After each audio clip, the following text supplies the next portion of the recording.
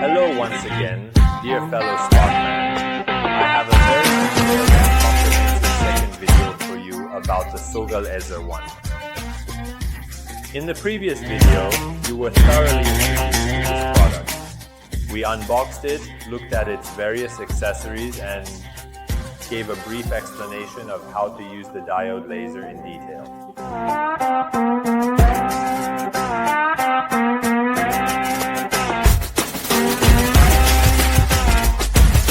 This time I'll disconnect the power cord in the form of a real. This device is very easy to use because it has this great feature that it can be used without a pedal, and with the help of the button on the body of the device, I can cut or describe my radiation flow.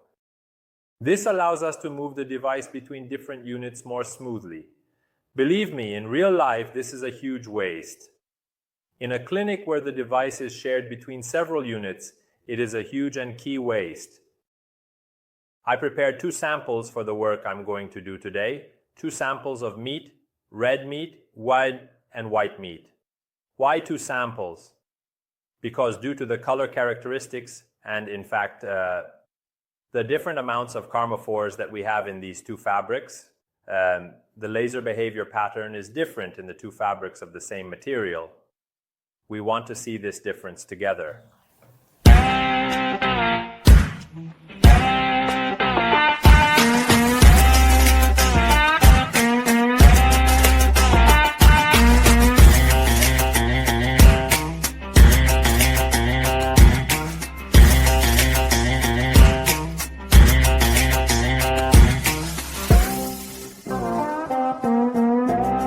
I can get help from 2 different fibers here.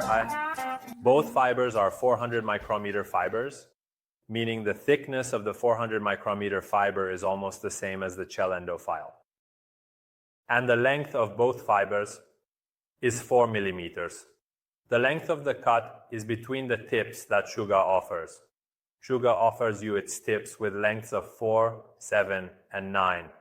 In this fiber drop, you use the appropriate length according to your needs.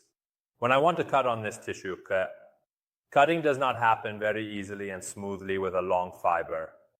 That's why, in such tissues, we need a shorter tip that can easily perform the cut for us. The amount of chromophores and pigments present in white meat and red meat differs. Red meat usually has a higher absorption rate for diode lasers. This means that if I want to make a consistent and uniform cut on these 2 tissues, I can get a sharp cut on the red tissue of my red meat with less power. For example, 1.5 watts or 2 watts might get a smooth cut on this red meat. But these 2 watts on my white meat will do some cutting control. Because here I have less chromophore, and less chromophore means less absorption coefficient, and therefore less cutting. To compensate for this, I either need to dedicate more time to cutting, or I need to somehow compensate for this lower absorption coefficient by increasing my power. But these 2 fibers have a difference. We talked about it in my previous video. The yellow type is my non-initiated type. The tip is not carbonized. And this means that when I want to make a cut in practice, like now, this tip may not be very effective or efficient for me. When I want to cut through tissue, I need to focus the tip at the end of the fiber. And for this, I need to use an initiated tip. A tip similar to this purple one, which has a carbonized end. And this carbonization helps maximize your power at the fiber's end. Most of your medicine in the neck fiber is converted into temperature. And this temperature can cause that tissue to thermally vaporize. Thermal vaporization means that I am making a cut, and the increase in temperature causes a cut.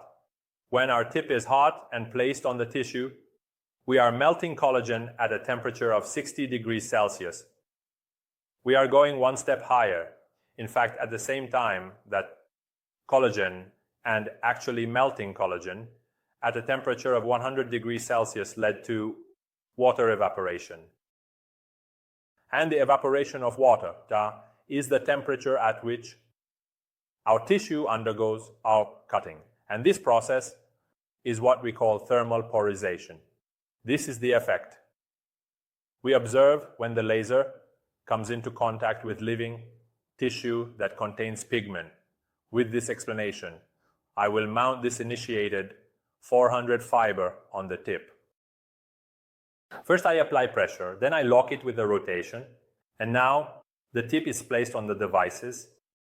If I want to work in a district where my street type doesn't give me access to a position, I can give the type a nickname. This tool was a tool that was in the morning kit, and it helped you to put the tip on it. Very simply, I put the tip here. And by creating this bend, I can get better access to areas like the back of the mandible or maxilla. I can use this tip from... I'll give another point to the chorus like this, and this chorus gives access to the notes that I need to do the work on.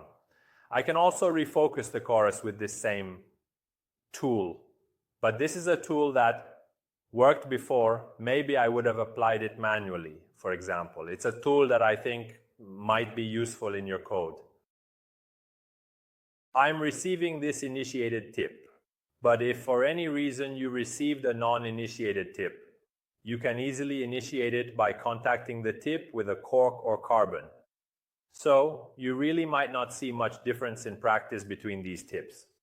If you want to make a cut, you can easily initiate a non-initiated tip as well. Well, I want to move on to the irradiation. I'm bringing the device and setting it to the minimum power level, which I think is appropriate. Now I have chosen the duration of the 2-bit to cut on this texture with a type that is initiated and occurs in a radiation that has the form of a continuous wave. Now the device doesn't have a pulsed radiation. It's continuously irradiating for me as long as my foot is on the pedals or I press the starter button. Of course, I need to use a protective lens. You talked about the lens and its filtration. This lens is used for this purpose to protect your eyes, your assistant's eyes, and your patient's eyes from possible damage. Laser 198 causes damage to the retina because it absorbs pigment and melanin. And for protection, we need to use it now. Well, I'm lowering the aiming beam, and I've already exceeded the maximum. The aiming beam is my guiding light when I use the laser. This aiming light tells me where the beam is being directed, helping me know where I'm applying the beam on the tissue. With this aiming beam, I can get guidance on where I'm working on the tissue. First, let's cut our red tissue, red meat. I should be able to make a good cut with this length. I used a short tip, a 4mm tip, so that the flexor doesn't have to be too hard and doesn't move too much on the tissue, unlike the cut you make on living tissue with a razor. When we want to do it on tissue with a laser, we usually make our cut layer by layer. Imagine you're trying to cut a flap with a scalpel. When we do this with a scalpel, we insert the blade into the tissue and start moving it to cut through. However, when we want to cut the tissue with a diode laser, the cut is made layer by layer, and in fact, with regular back and forth movements and sweeping motions, we aim to complete our cut. This is how we can complete our cutting. Apart from the depth of the incision and the type of extraction that is performed in layer by layer lysis and in intrathoracic lysis, there is another difference between the two. When I am making a cut on a tissue with a tweezers, the speed of my hand is completely up to me. I can cut very hard, or I can do the cut slowly because the cutting force is on my hand and the speed of my hand determines the speed. But when I want to make a cut with diode lasers, I have to be able to do the cut in a way that the tissue has enough time to absorb the energy. For thermal polarization to occur and gradually see the effect I want, on the tissue, meaning the incision, I need to control my movement speed here. Typically, we say that a speed of 2 millimeters per second is the usual movement speed of the tip on the tissue when performing the cut. Another difference is that when I want to cut in live tissue, I can move my type. Actually, in a way, I just work on the tissue. I can't put this on the weave because when I put it on the tip, it gets tangled with the weave and doesn't move on the weave. I usually put the tip on the weave at an oblique angle, like a 45-degree angle, and then I start cutting. And this cutting allows me to pour the weave at the right temperature, and the cutting happens on the weave. I'm ready to cut now. I insert the device into the ready circuit with the help of this button that is here on the body, which makes my job easier. And in this state, I start cutting with a power of 2 watts. In order to speed up the cutting process, it is usually a good idea to put the fabric under tension.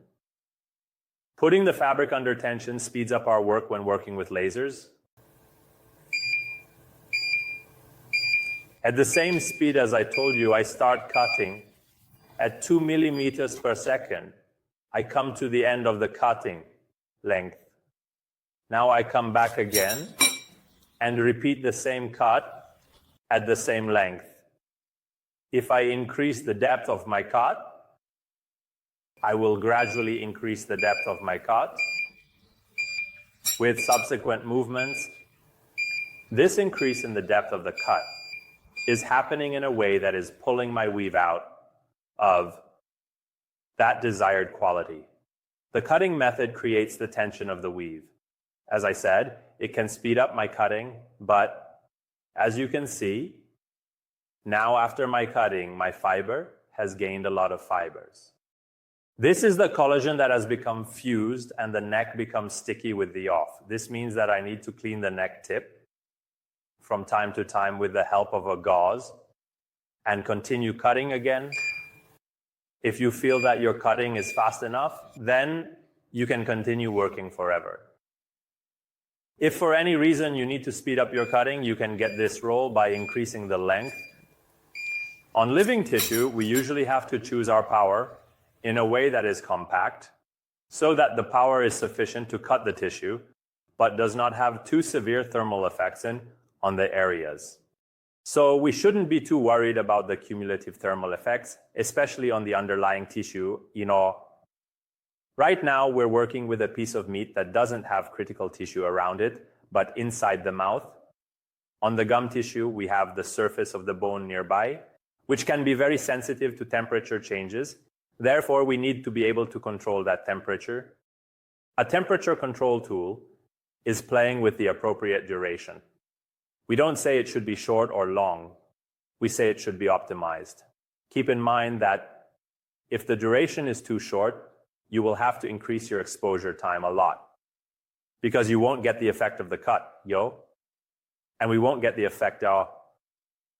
And increasing your exposure time is like a double-edged sword. It creates heat and creates a thermal effect. Therefore, if the duration of the exposure is too long, then again, that high duration itself, for example, a 6-hour period, will create high temperatures. The high temperatures will cause you to experience very hot dehydration zones at the edges of your wound. The zone that we usually want to control very carefully and keep as narrow as possible is the dehydrated zone. If your dehydrated zone becomes too wide and the area we refer to as the zone of irreversible effects expands significantly, then the time for healing will also increase. So what do we do to control the temperature? We choose optimized power, not too low, not too high. We try to manage the speed of our tip movement within the range of 2 millimeters per second. If the movement speed is too slow, the thermal effect increases. If the movement speed is too slow, you won't get an effective cutting effect at all. Proof that we can do it for. Irrigation is done simultaneously with cutting che lacto. Many times during cuts, I perform inside the mouth, especially when there's critical tissue nearby. I usually ask my assistant to spray water using a syringe or a nozzle. This helps control the thermal effects and manage the temperature with the flow of water, allowing us to mitigate undesirable thermal effects. With this explanation, I will continue my cut and increase the depth of my cut. Imagine that right now I'm cutting a piece of tissue. With these subsequent movements, I'm gradually increasing the depth of my cut. And this increase in depth is also providing me with coagulation at the same time. So the main advantage of our work with laser diving in treatments like fibroid excision, or for example, fringectomy, or treatments like this, is that you are doing the excision, but you are not braiding at the same time. This helps you get a very good view of what you are doing to the braid.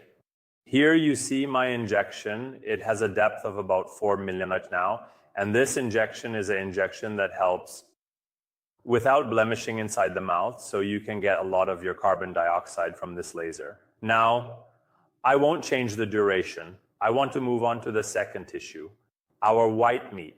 This white meat has much fewer chromophore particles compared to red meat.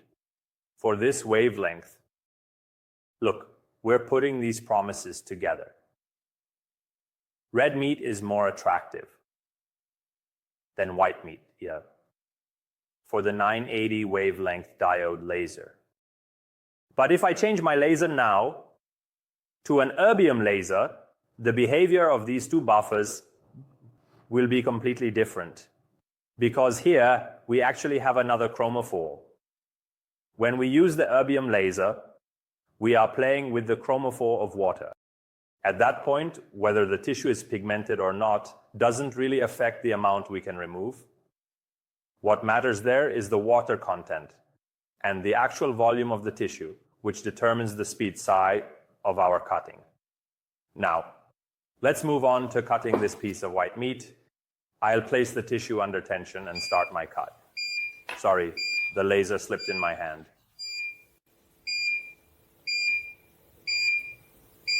At the same speed, I'm going to make the cut here, and very gradually and carefully and precisely, you'll see that your tissue is being cut in a controlled manner. The concentration of 980 nanometer energy at the fiber tip helps you achieve a precise cut on this tissue, with great accuracy and efficiency, ensuring optimal results and effectiveness. If I want to test a higher pitch, with this device now, all I have to do is switch the device from the ready mode to the send-by mode, and I should be able to change the pitch. With the help of this inner tube on the body of the hampis, this is another broadcast.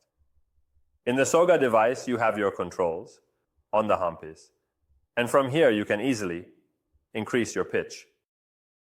Let's see how a 4-watt wave does the same cut on this beam. Take a look. 4 watts is a very high wavelength. In our work inside the mouth, we can do almost all the same cuts well, between 2 watts and 2.5 watts. Even if we have a delicate laser, we may find a shift towards lower wavelengths, maybe something like 2 watts, 1.5 watts. Let's see what change this increase will make in the behavior of the buff towards the subordinate.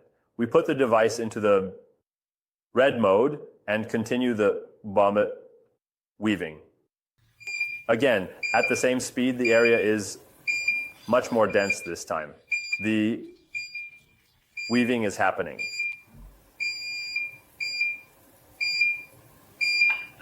And this is a cut that at the same time creates a good balance at a suitable depth for you. That collagen that has become a nation, I need to clean the fiber again. And I can do this with the help of the same gas. Let's go back to our red meat for 4 watts and cut it there once again.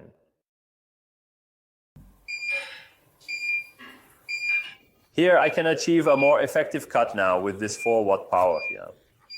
I created an approximately 2 millimeter cut in my first pass, and by continuing the movement I can further increase the depth of the cut.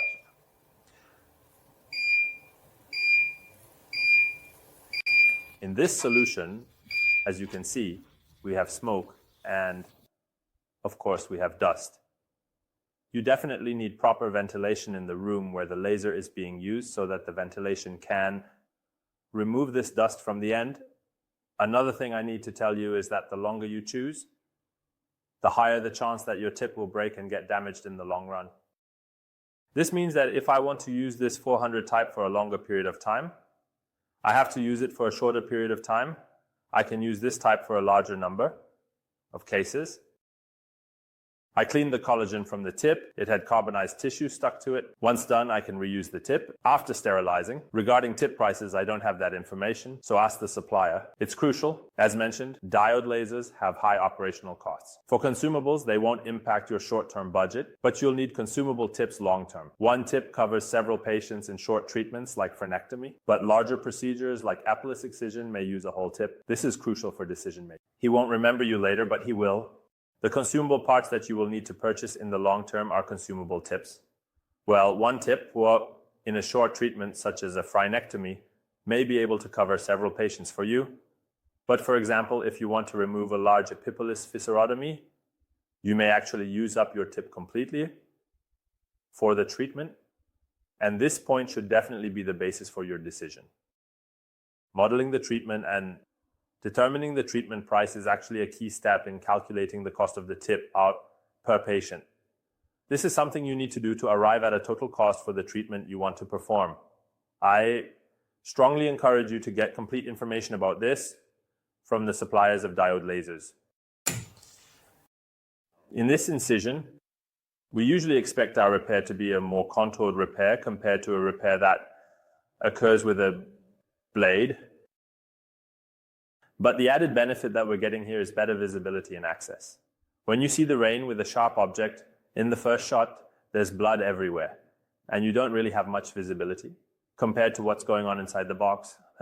You're actually working with that sense and that experience, but you have a laser cut. The advantage is that you can see the full detail inside the buff, and you can adjust the power accordingly. This adjustment helps you have a very good view of what is happening inside the buff. The key point is that we need to manage these thermal effects as much as possible. As I mentioned, by optimizing the power, controlling the speed of movement, and ultimately spraying a stream of water, you can control the temperature generated at the site and minimize these effects. Whenever we talk about diode lasers, we need to be very emphatic. One important factor in working with diode lasers is having knowledge of how to use the product. The presets that are set on the device will help you a lot in getting things done. It is important to establish the duration and parameters for a treatment that is now possible, but you must have sufficient knowledge about working with lasers so that you can play with that duration or parameters without fear of losing, and the conditions that your particular case is facing today, and reach the point where the chance of damage should be minimized while maximizing the speed and effectiveness of your treatment. I hope this video book has caught your attention. Thank you for your support. I would like to thank the new SideNet group, which values sugar products in the country, for sending the device and providing the possibility of recording this video, and also the Good Smart Death team for their support in presenting this type of content. Stay tuned for the clinic's evaluation of this product, where we will see how this device performs in real work. Best wishes and take care.